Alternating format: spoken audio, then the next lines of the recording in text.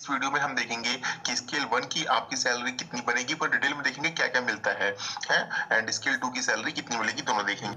चलिए अभी हम बात करते हैं कि स्केल 1 ऑफिसर जो होता है, बेसिकली जिसको आप पीओ बोलते हो, पीओ जैसा मैंने तो कोई वर्ड बैंक में सुना नहीं, ठीक है। जो ऑफिसर्स होते हैं वो होते हैं स्केल 1 एंड 1 से लेकर के वैसे तो 7 तक होते हैं, लेकिन अगर हम रीजनल रूरल बैंक की बात करें, ठीक है, जो आरआरबीज है वहां पर बात करें, तो आप 1 से लेकर के कुछ आरआरबीज में 4 तक एंड कुछ आरआरबीज में स्केल 5 तक आपका प्रमोशन हो सकता है। बेसिकली आने वाले 2-4 सालों में स्केल 5 सारी आरआरबीज में हो जाएगा। देन स्केल 6 एंड स्केल 7 जो होता है, मतलब मैं बात करूं अगर जनरल मैनेजर की एंड चेयरमैन की, तो वो जो स्पॉन्सर बैंक होगी वहां से आते हैं, वो स्पॉन्सर बैंक के एम्प्लॉय होते हैं, ठीक है। ऑल्दो आरआरबीज की डिमांड हमेशा से रही है कि सारे एम्प्लॉयज हमारे होने चाहिए, लेकिन तो आपको अगर पता हो तो पहले जो एम्प्लॉइज होते थे आरआरबी सिर्फ स्केल 1 स्केल 2 होते थे। इवन इनिशियली जब पहले जब एक डिस्ट्रिक्ट में आरआरबी होती थी ना, तो स्केल 2 ऑफिसर भी स्पॉन्सर बैंक का होता था। सिर्फ स्केल 1 एंड क्लर्क स्टाफ जो होता था वो होता था रीजनल रूरल बैंक का। तो धीरे धीरे पहुंचते पहुंचते स्केल 5 तक पहुंच चुके हैं। तो जल्द ही स्केल 6 एंड 7 भी उम्मीद करता हूं कि रीजनल रूरल बैंक ही हो जाएंगे।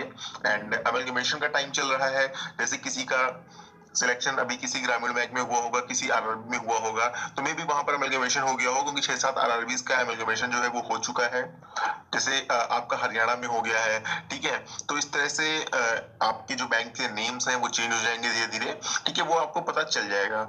अभी बात करते हैं स्केल 1 की सैलरी की। तो देखिए स्केल 1 की जो बेसिक पे होती है वो होती है 23,700 रुपए, ठीक है। फिर आपको मिलता है उस पर 7% का एचआरए, ठीक है। तो 23,700 का आप 7% जब आप निकालेंगे, ठीक है, डिवाइड बाई 100 करेंगे, तो फिर आपका आएगा यही 1659 1659 रुपए।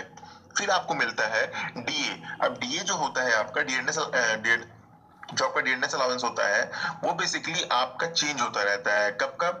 हर क्वार्टरली चेंज होता है, हर 3 महीने पे चेंज होता है, ठीक है। अब कैसे चेंज होता है, डिपेंड करता है कितनी महंगाई चल रही है। बेसिकली जो एग्जैक्ट फॉर्मूला मुझे नहीं पता है, बट जो सीपीआई डब्ल्यूपीआई होता है ना, consumer price index, wholesale price index, कितनी महंगाई चल रही है, उस हिसाब से डीए के स्लैब्स डिसाइड होते हैं। तो प्रेजेंटली अभी के टाइम में जो चल रहा है वो 60.7% चल रहा है। कभी कभार ही ऐसा होता है कि 1-आधा% घट जाए, वरना मोस्टली बढ़ता ही रहता है।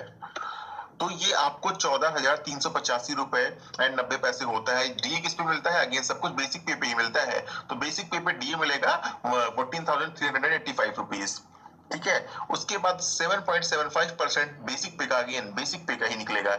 आपको मिलता है स्पेशल अलाउंसेस मिलते हैं, ठीक है। तो आप बेसिक पे का 7.75% निकालेंगे तो आएगा आपका 1836 रुपए 75 पैसे। फिर आपको जो स्पेशल अलाउंसेस मिला है इस पे आपको डीए मिलेगा, कितना मिलेगा? 60.7%। तो आप इस अमाउंट का 60.7% निकाल लीजिए, आ जाएगा 1114.90। तो चलिए मोटा मोटा आप जोड़ लेते हैं, आपकी सैलरी कितनी होगी। देखिए 23,700, ठीक है, एंड आपका हो गया 1659, ये हो गया आपका 14,386 कर लीजिए इसको, एंड 1836, और इसको आप कर लीजिए 1115। अब आप इसको ऐड कर लीजिए, ठीक है। अभी देखिए 6 6 12, 12 एंड 9 कितना हुआ? 21, 21 5 कितना हुआ? 26 6, ठीक है। कैरी आपका आया 2, 5 2 7, 7 7 14, 1 15, 3 18, 1 19, 9 कैरी आया 1, 1 यहाँ पे लिख लीजिए, 7 1 8, 8 6 14, 15 16 17, ठीक है। 17 एंड 8 25, 1 26, आपका हो गया 6, कैरी आया 2, 3 2 5, 1 6 4 10 एंड 11 12, 2 कैरी आया 1 2 3 4, 42,696 रुपए, ठीक है। 42,696 आपकी बनेगी ग्रॉस सैलरी, मतलब टोटल सैलरी आपकी इतनी होगी, इतनी आपको मिलनी ही मिलनी है, इससे कम नहीं मिलेगी। अब जो ये आपकी सैलरी है ये बेसिकली है 10th बाइपाइट राइट सेटलमेंट के अकॉर्डिंग, ठीक है। 10th बाइपाइट राइट सेटलमेंट के अकॉर्डिंग आईबीए एंड बैंक्स के बीच में नेगोशिएशन चल रहा है। तो बेसिकली आपकी सैलरी जो है वो 11th बाइपाइट राइट के हिसाब से मिलेगी, ठीक है। 1 नवंबर 2017 से 11th बाइपाइट राइट सेटलमेंट लगना था, लेकिन डिले है, लग नहीं पा रहा है, ठीक है। हर बार डिले होता है। तो आपको जो सैलरी मिलेगी ना, जब से आप ज्वाइन करेंगे तब से बढ़ी हुई मिलेगी। तो जब ये लागू होगा आपको पूरा एरियर मिलेगा, मतलब जो बढ़ी हुई सैलरी पहले की है वो भी मिलेगी। तो फिलहाल अभी की बात करते हैं। अभी इतनी सैलरी है, लेकिन मोटा मोटा आप मान लीजिए विद बाय पेटेड लग जाएगा, तो आपकी सैलरी वही 48,000 के आसपास, 47,000 के आसपास ऐसे ही होगी, क्योंकि 12-15% सैलरी आपकी बढ़ेगी। अब इसमें आपके डिडक्शन क्या क्या होंगे, देखिए अब आपका एनपीएस कटेगा, ठीक है। क्यों? क्योंकि पहले क्या था, रिजर्व रूरल बैंक में कमर्शियल बैंक के जैसे एनपीएस की फैसिलिटी नहीं थी, लेकिन सुप्रीम कोर्ट का डिसीजन आया, आपका डिसीजन शायद आया था 25 अप्रैल 2018 को, ठीक है। तो अब जो रीजनल रूरल बैंक में भी है, जो पेंशन है वो इक्वल कर दी गई है कमर्शियल बैंक के, मतलब जो आपकी स्पॉन्सर बैंक है उसकी इक्वल कर दिया गया है। तो एनपीएस डिडक्शन कितना होगा, 10% होगा आपका बेसिक पे का, ठीक है। बेसिक का 10% मतलब 2370 रुपए आपका एनपीएस कट जाएगा, ठीक है। एंड आपका टैक्स कटेगा कुछ, ठीक है। तो मान लीजिए कितना 700-800 रुपए आपका मैक्सिमम टैक्स कट जाएगा महीने का, ठीक है। टैक्स चाहे तो आप बचा भी सकते हैं, आपको इन्वेस्टमेंट करना होगा, पीपीएफ अकाउंट में डालिए, टैक्स सेविंग एफडीज बना लीजिए, तो फिर आपका टैक्स बच भी सकता है। लेकिन बेसिकली इतना डिडक्शन होगा। एंड कोई आप यूनियन ज्वाइन करते हैं, कोई ना कोई यूनियन तो आपको ज्वाइन करनी ही पड़ेगी वैसे, ठीक है। तो 90-100 रुपए उसका हर महीने यूनियन की फीस कटती है, जो पैसा यूनियन को जाता है। तो अगर हम इसमें घटा दें तो 23-7-30 3200 रुपए आप डिडक्शन कर दीजिए इसमें, ठीक है। अच्छा, एनपीएस 2370 रुपए आपका कटेगा, एंड उतना ही है, उससे ज्यादा अमाउंट आपसे 14% हो गया है, ठीक है। उससे ज्यादा का अमाउंट जो है वो आपका जो एम्प्लॉयर होगा, मतलब जो आपकी बैंक होगी वो भी मिलाएगी। तो इसी का अमाउंट इकट्ठा होते होते होते आपको जब आप रिटायर होंगे तो आपको पेंशन मिलेगी, ठीक है। तो 32 रुपए इसमें आप घटा दीजिए, तो 39,500 रुपए के आसपास आपको फिलहाल 10th बाय पेटेड सेटलमेंट के अकॉर्डिंग इन हैंड सैलरी मिलेगी, मतलब आपके अकाउंट में जो क्रेडिट होगी, ठीक है। तो ये ही आपकी स्केल 1 की सैलरी। एंड बाकी कितनी लीव मिलती है, छुट्टी के लिए कब अप्लाई करना होता है, मिलती है नहीं मिलती है, कितने फ्रीक्वेंट ट्रांसफर होते हैं, सर्विस कंडीशन क्या होती है, इन सब की बात हम करेंगे नेक्स्ट वीडियो में। अभी देख लेते हैं हम स्केल 2 की सैलरी। सब कुछ सारे कैलकुलेशन सेम है। स्केल 2 में क्या है, सिर्फ बेसिक पे जो उसका है वो है 31,705 रुपीज, मतलब 31,705 रुपए। तो उसी हिसाब से आपका एचआरए बढ़ गया, उसी हिसाब से डीए बढ़ गया, उसी हिसाब से आपका अलाउंसेस बढ़ गया, एंड 1491 रुपए आपका हो गया डीए, ठीक है। कैलकुलेट आप कर सकते हैं, सब कुछ लिखा हुआ है, पिछले मैंने इसके 1 का पूरा कैलकुलेट करके बता दिया। तो आपकी जो क्रॉस सैलरी बनेगी वो 57,170 रुपए बनेगी। एंड आपका जो एनपीएस कटेगा वो कितना हो गया, इसका 10%, यानी 3170 रुपए एनपीएस कटेगा, प्लस आपका मान लीजिए 1200-1300 रुपए टैक्स कटेगा, एंड वही 100 रुपए यूनियन की फीस अगर आप कोई ज्वाइन करते हैं तो कटेगी। तो टोटल डिडक्शन की अगर बात की जाए तो 3 1 4 43 लगभग 4500 के आसपास आपके डिडक्शन हो जाएंगे। तो इसमें आप 4500 रुपए घटा दीजिए, तो लगभग 52,500 रुपए के आसपास आपकी जो सैलरी होगी वो इन हैंड होगी। चलिए, सैलरीज की तो बात होगी, थोड़ा सा बात कर लेते हैं कि अलाउंसेस कौन कौन से मिलते हैं। देखिए, स्केल 1 एंड स्केल 2 के जो अलाउंसेस होते हैं, ठीक है, वो सेम होते हैं। एक तो पहले नंबर पे आपका आता है रेंट लीज, ठीक है।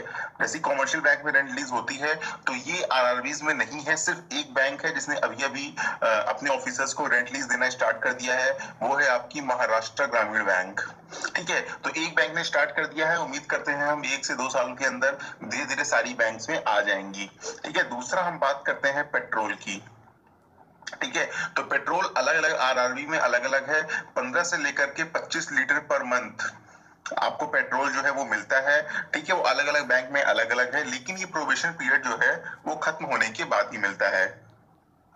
नंबर 3 हम देख लेते हैं। पेट्रोल के बाद आपका आता है न्यूज़पेपर एंड इंटरटेनमेंट अलाउंसेस। ये भी हर बैंक में अलग अलग है, लेकिन एक अगर हम बात करें तो 200 रुपए पर मंथ न्यूज़पेपर का, प्लस 200 रुपए पर मंथ आपको इंटरटेनमेंट का मिलता है, ठीक है। चौथा बात करते हैं सीयूजी कॉल की, सिम की, ठीक है। तो स्केल 2 ऑफिसर्स को जो है वो कॉल करने के लिए उनके फोन का बिल कुछ 500 या 700 की लिमिट होती है महीने की, ठीक है। तो बैंक की तरफ से एक सीयूजी सिम मिलता है, एंड उसका बिल जो है वो बैंक ही भरती है। पांचवा हम बात करते हैं मेडिकल एड की, ठीक है। एक एनुअल मेडिकल एड मिलता है आपको ट्रीटमेंट के लिए 8,000 रुपए पर ईयर। अगेन ये सब 10th बाय पेटेड सेटलमेंट जो भी चल रहा है उसके हिसाब से बता रहा हूँ, ठीक है। 8,000 पर ईयर मिलता है, प्लस साथ में प्रोविजन पीरियड में भी ये मिलेगा आपको, ठीक है। अच्छा, न्यूज़पेपर इंटरटेनमेंट हो गया, एंड मेडिकल एड हो गया, एंड महाराष्ट्र ग्रामीण बैंक में रेंट लीज हो गई। ये चीजें आपको प्रोविजन के टाइम में भी मिलेंगी, एंड सीयूजी फोन को प्रोविजन के टाइम में मिल जाएगा स्केल 2 ऑफिसर्स को। पेट्रोल जो होता है कि जब आप कंफर्म हो जाएंगे, प्रोबेशन पीरियड खत्म हो जाएगा, तब आपको मिलेगा। ठीक है, साथ में जब प्रोबेशन पीरियड आपका खत्म हो जाएगा तो आपका जो ट्रीटमेंट है, योर सेल्फ मैं लिख देता हूँ, ठीक है, आपका खुद का जो ट्रीटमेंट है वो 100% जो है 100% नहीं है, सॉरी 90%। आप बीमार होते हैं तो आपके ट्रीटमेंट पर जितना भी खर्चा आएगा उसका 90% जो है वो बैंक आपको वापस कर देगी, रिम्बर्स कर देगी। ठीक है, तो मेडिकल का बेनिफिट है। और आपके जो डिपेंडेंट है, मतलब आपकी वाइफ है, आपके बच्चे हैं, आपके माता पिता हैं, उन पर जितना खर्चा आएगा उसका 75% जो है वो बैंक आपको रिम्बर्स कर देगी, पैसे आपको दे देगी। इसके लिए करना क्या होता है, आपको डॉक्टर के पर्चे, डॉक्टर का विजिटिंग का फीस जो होता है उसका बिल, ठीक है, एंड आप जो भी मेडिसिन खरीदते हैं उन सब चीजों का बिल आपको अपने पास रखना होता है। ट्रीटमेंट जब हो जाता है फिर बैंक में एक फॉर्म भरना होता है, आप वो सारे बिल्स लगाते हैं, वो आपका रीजनल ऑफिस जाता है एंड जो अथॉरिटी होती है वो अप्रूव करती है, फिर आपको पैसा मिल जाता है उसका। ठीक है, अच्छा सेल्फ के केस में क्या होता है, अगर आप ओपीडी दिखाते हो, भाई आपको सर्दी जुकाम हो गया, डॉक्टर को दिखाने गए, 400 रुपए फीस, दवा लिया, आ गए, ठीक है, तो उसका पैसा भी रिइंबर्स हो जाता है आपका। लेकिन जो आपके डिपेंडेंट होते हैं उसके केस में अगर वो हॉस्पिटलाइज होते हैं, एडमिट होते हैं, तभी आप पैसा रिइंबर्स कर सकते हैं, तभी आपको कोर्स का पैसा मिलेगा।